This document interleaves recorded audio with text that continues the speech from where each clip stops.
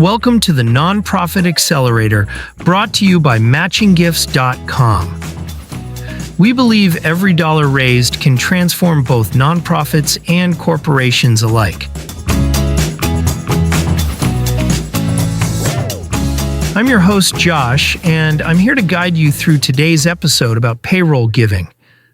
You know, there is this feeling, and if you've been in this industry for more than 6 months, I know you felt it, where you are constantly chasing the next big check. It's the gala season panic or the end of year scramble.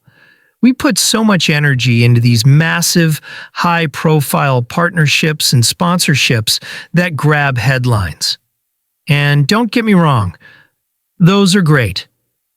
But while we are all looking at the flashing lights of major corporate sponsorships, there is something else happening.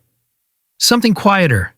According to the Giving USA 2025 report, corporate giving is actually on the rise. That is a really hopeful signal in what has otherwise been, let's be honest, a pretty fluctuating donor environment. But here's the thing, the real growth isn't just in the big oversized checks people hold up for photo ops. It is in payroll giving. This is one of the most underutilized forms of corporate philanthropy, and frankly, it is being ignored by too many organizations. We are talking about a workplace-based donation method that allows employees to give directly to you from their paychecks. It creates this scalable, beautiful stream of monthly revenue. So today I want to slow things down and really get into the weeds on this. This isn't about theory, it's about mechanics. By the end of this episode, you are going to learn exactly how to leverage payroll giving to tap into that increased corporate generosity. We are going to cover how to get registered, how to find the data you are missing, and how to double or even triple those gifts through matching. If you have ever looked at your monthly revenue graph and wished it were just a little flatter, a little more predictable, and a little less like a roller coaster, this episode is specifically for you. So let's get into it. We are going to break this down into 5 distinct strategies. And I want you to think of these as a checklist. If you aren't doing one of them, you have a hole in your bucket. This might sound basic, but the first strategy is what I call the platform presence. Here's the reality. You cannot receive the money if you aren't in the system. It's like trying to get a direct deposit without giving your employer your bank routing number. It just doesn't work. Many companies, especially the big ones that you want to partner with, they don't cut checks manually anymore. They route their workplace giving through third-party platforms. These platforms vet nonprofits, they handle the tax receipts, and they distribute the contributions. So your first actionable step, literally write this down, is to identify and register with the major platforms.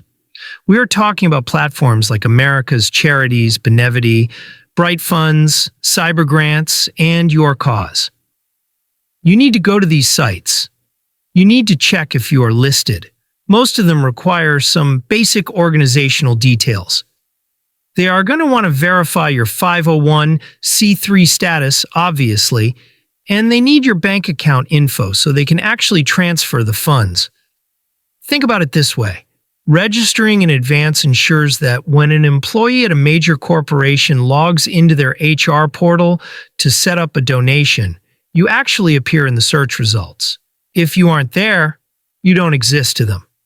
This makes it easy for donors to support you with recurring payroll contributions, but only if you've done the homework first. So, the platform presence. That is step 1. Now, moving on to the second strategy, this is where we get a little bit into the data side of things. Let's call this the employment intel strategy. To grow payroll giving, you have to know where your supporters actually work. It sounds obvious, right? But so many organizations do not proactively collect this data. And that leads to massive missed opportunities. I want you to picture your current donation form, or maybe your volunteer registration page. Does it ask for an employer? If it doesn't, you are flying blind. Here's how you can fix that. You need to build data collection into your strategy. First, add an optional employer field to your standard donation forms. Notice I said optional. You don't want to kill your conversion rate by making it mandatory, but you'd be surprised how many people will fill it out. You can also use a corporate giving search tool right there on the form. You should also include an employment field in your donor surveys. If you send out an annual survey and you aren't asking, "Hey, who do you work for?" you are missing out. And finally, for the advanced listeners out there, you can implement a process to enrich your donor profiles with company data. There are services that can help you append this info if you don't have it. Why does this matter? Well, once you know where your supporters work, you can segment your outreach.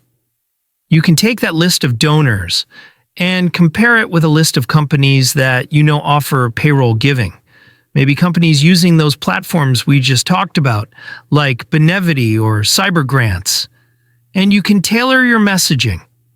If you see you have 50 donors who all work for the same large tech company, that is a trend. That is a high opportunity target. You can prioritize your outreach to those specific people. So don't just guess. Collect the intel. All right, strategy number 3. This is about visibility. Let's call this the internal marketing strategy. Even if a donor is eligible, and even if you are registered on the platform, and even if you know where they work, they might not know payroll giving is an option. Or maybe they just don't know how to enroll. You have to promote this program. You cannot just assume they will find it in their HR handbook. You need to use your existing marketing channels. For example, start with your website. Create a dedicated page, a landing page, that explicitly explains payroll giving. Explain what it is, link to the popular platforms, or explain how they can find their company portal. Then, look at your email marketing. Send targeted emails to those supporters we identified in Step 2, the ones whose employers offer these programs. Say to them, "Hey, did you know your company makes it easy to support us directly from your paycheck?" Use social media to share quick facts. Share success stories. Inspire participation. And don't forget live events. When you have people in the room, highlight payroll giving as an easy way to provide ongoing support. The messaging here is key. You want to emphasize the benefits to the donor. It is easy, it is automatic, and it is impactful. For a lot of people, giving, say, $10 or $20 from each paycheck feels manageable. It's the price of lunch. But over time, those contributions add up significantly. It feels painless to them, but it is powerful for you. Okay, on to strategy number 4. And this is the secret sauce. This is the multiplier strategy. We are talking about matching gifts. Payroll giving is great on its own, but it becomes exponentially more powerful when it is paired with employer matches. We are talking about doubling, or sometimes even tripling, the value of every single gift. Now, sometimes these matches are automatic. That's the dream scenario. But sometimes employees need to actually submit a request to get that match unlocked. And that is where the friction happens. So, for the best results, you need to encourage your donors to do 3 things. 1. Check their company's matching gift policy. 2. Confirm if payroll gifts qualify for that match. Usually they do. And 3. Submit the matching gift request if it is required. You have to educate them on this. You have to hold their hand a little bit. All in all, promoting matches increases your revenue without your donor having to spend an extra dime of their own money. It shows them that their generosity goes further. It's a huge value add for them, and obviously huge for your bottom line. And finally, strategy number 5. This is where the heart comes in. Let's call this the stewardship circle. There is a trap with automated giving.